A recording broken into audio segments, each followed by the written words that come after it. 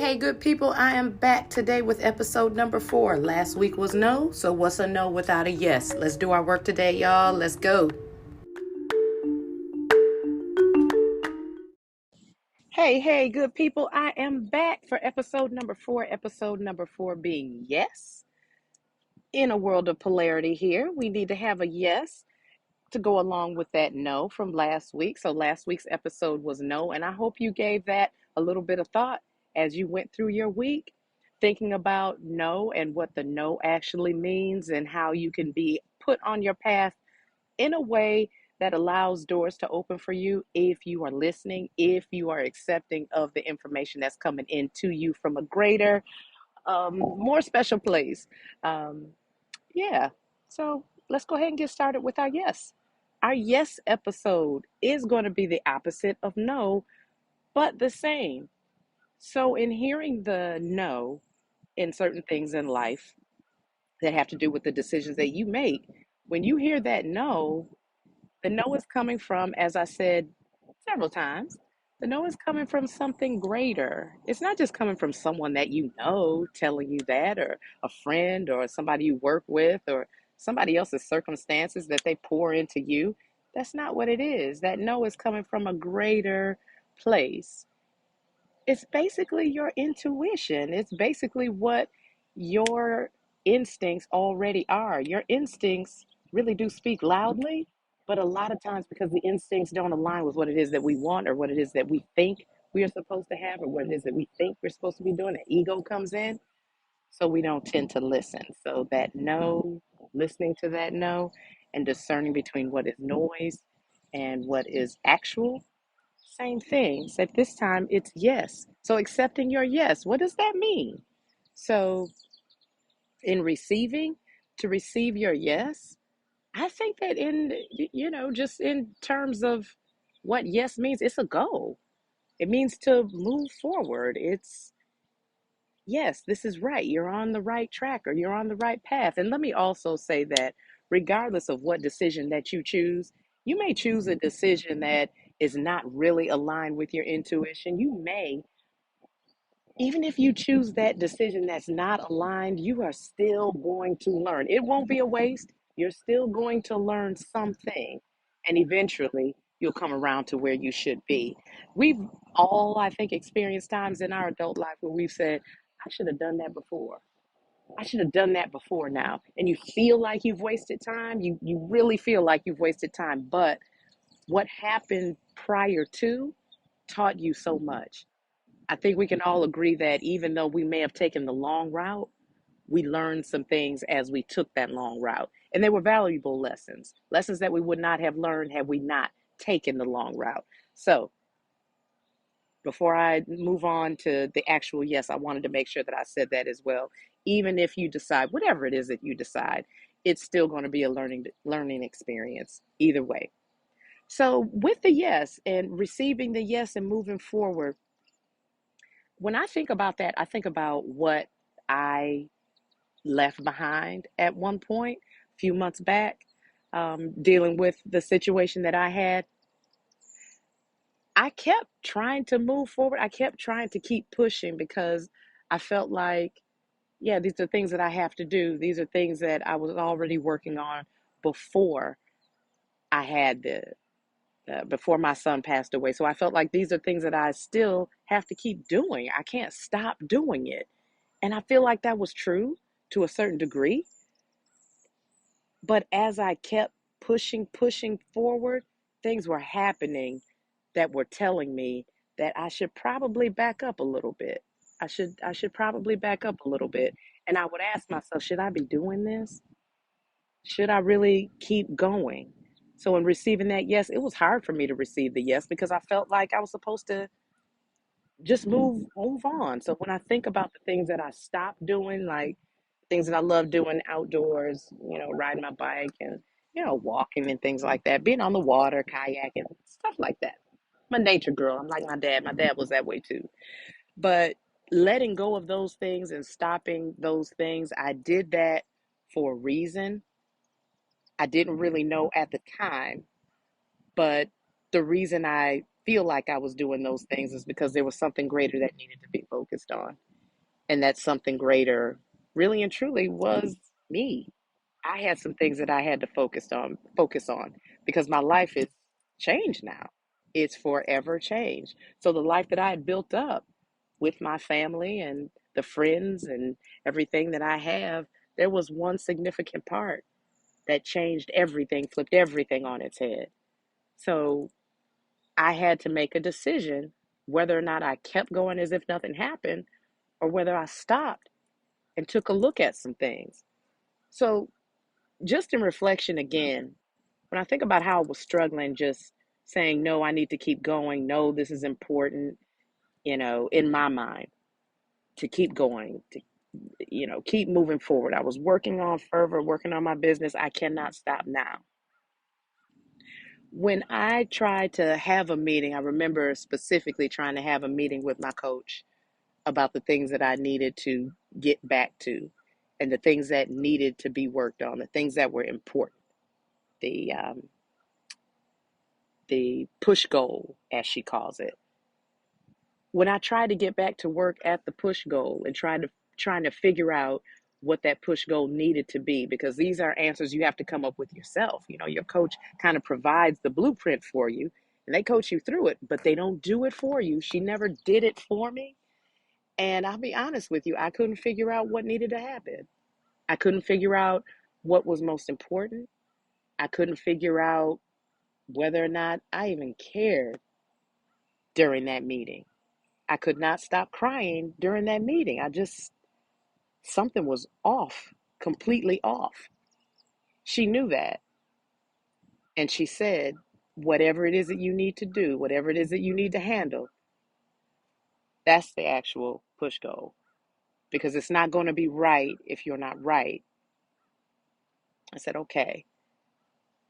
Got off the phone, or actually, I think we were virtual. We were virtual. She doesn't live in the same area. So actually, I got off the call with her and did some more crying, did some more emotional work. And then I had to ask myself, do I need to focus more on me? Or do I need to keep trying to focus on what I was doing initially? By me not being able to even get through a meeting without my emotions taking over, the answer to that question was definitely a yes. Yes, you do need to focus on yourself. Yes, there are some things that need to be done first because I couldn't function. I couldn't get through the things that I wanted to do. And rather than just saying, well, I did it, as long as I did it,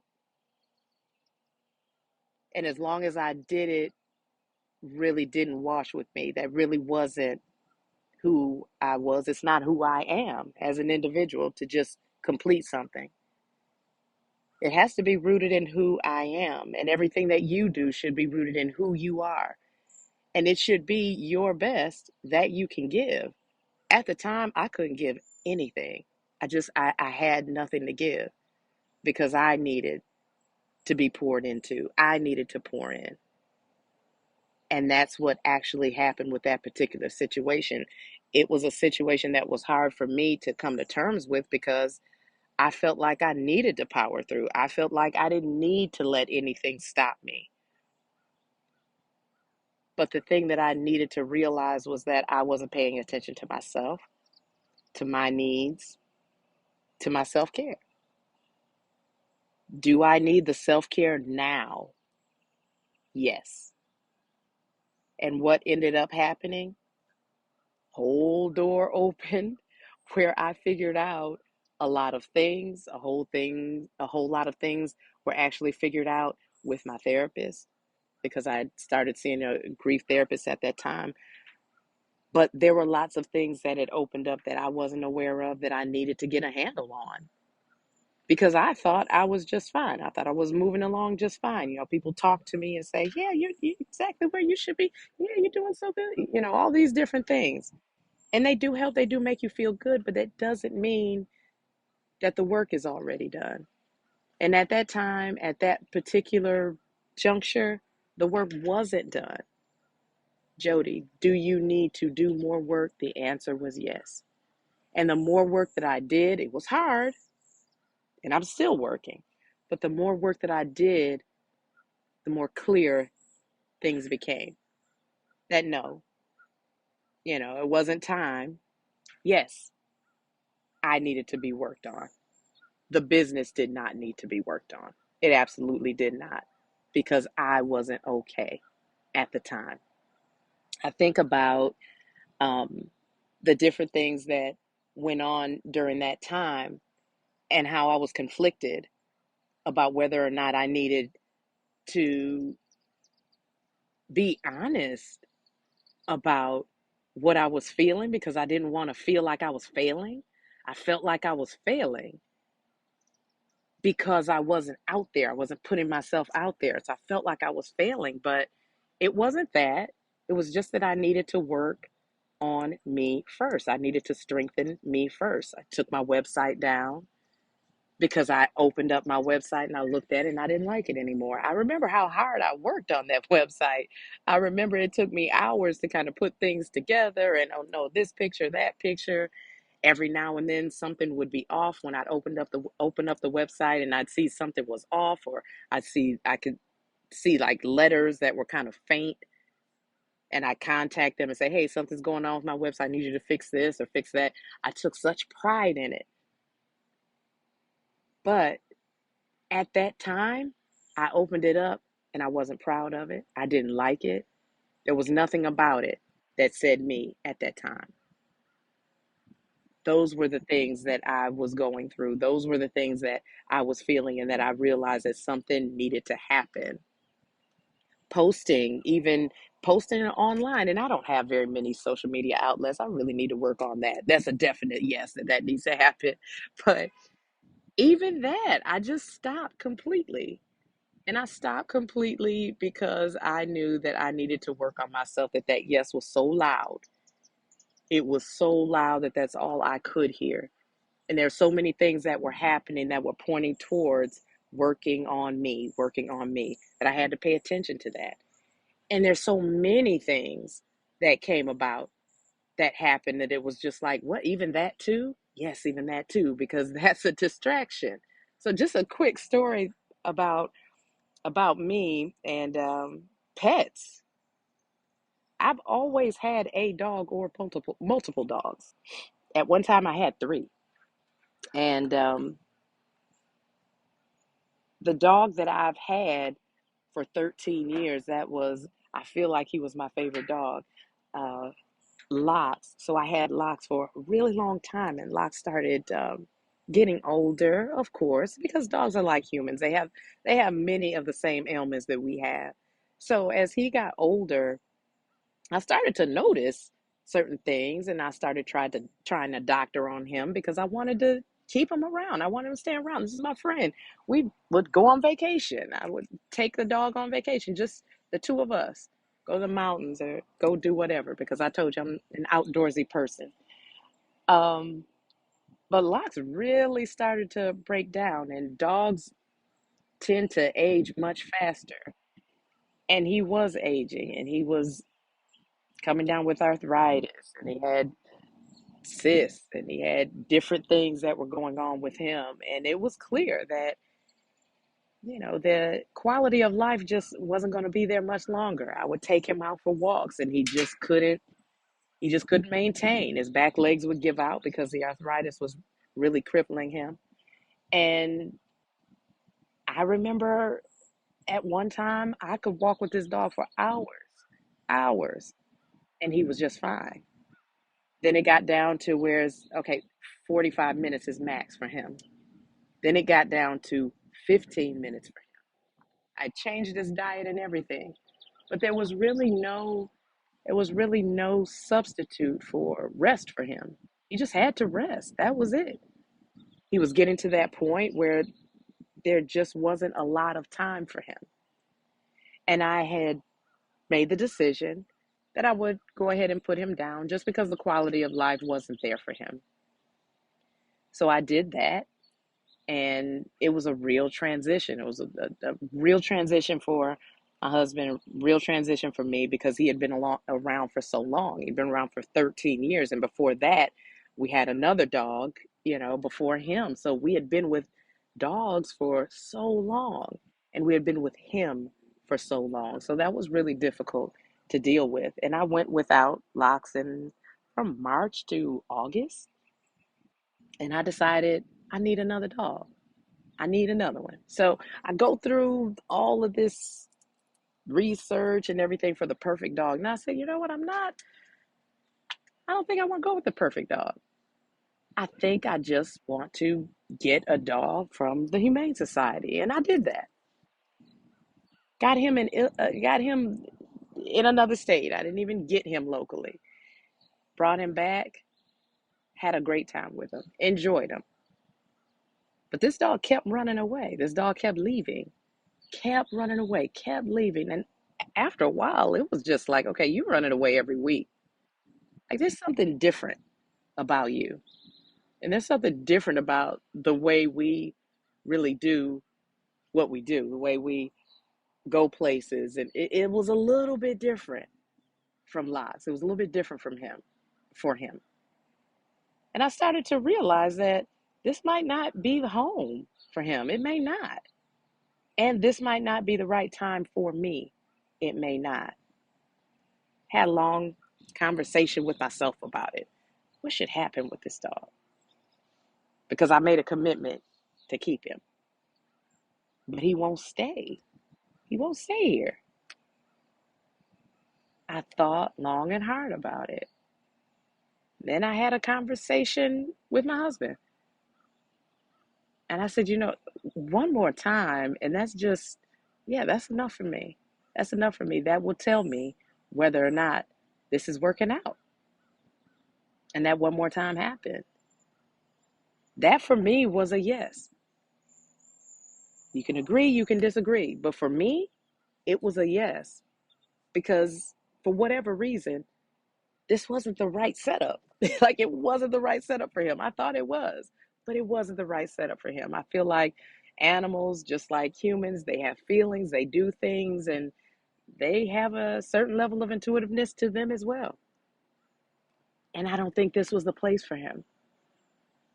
And I'm okay to let my pet go if it's not the place for him. And it may seem small, it may seem like strange, but yeah, I can let you go if it's not the place. If I get that yes, I have to be willing to accept the yes. And I was willing to accept the yes that this is really not the place and that you can let him go. And I did. And once I let him go, I was able to focus on so many things that needed to be done. Once I let him go was when I was able to establish, yeah, that I need to start my own podcast. I need to start working on the things that I need to do. I wasn't able to do that before then because he was taking up a lot of time. But it was time for me to let him go. And I accepted that yes. And it has worked out. I have to admit, it has worked out. Sometimes yeses are not easy. A yes could seem like good news, but sometimes it's just not easy. You have to be willing to accept it either way. It's a step that you take in the right direction for whatever it is that you need to grow or move forward. So that's my analogy, that's my example for you as far as yes, and understanding what that message means when you get it. The message of yes, because it's not always going to be easy. A yes isn't always exactly what you want. But if it's that true yes that comes from a greater place and space, it's what you truly need. So accept the yes. Do that just like you would accept a no. It's just as important in your growth process as anything else is. Being able to accept what you're being given, being able to accept your message. That's all I have for you. I'll be here next week, same time, which is whenever I post it, right? I'll be here for you next week when we'll talk about I don't know. We'll see. If I get a suggestion, we'll see if it's better than what I already have lined up. I don't want to give any information on what the next topic is, but the next topic will definitely be one that puts you in the right direction for where it is that you need to be moving on your journey. Thank you for listening with me. Short and sweet, 20 minutes. See you guys next week. I am Jody of Fervor Voice. Thank you for listening. Bye.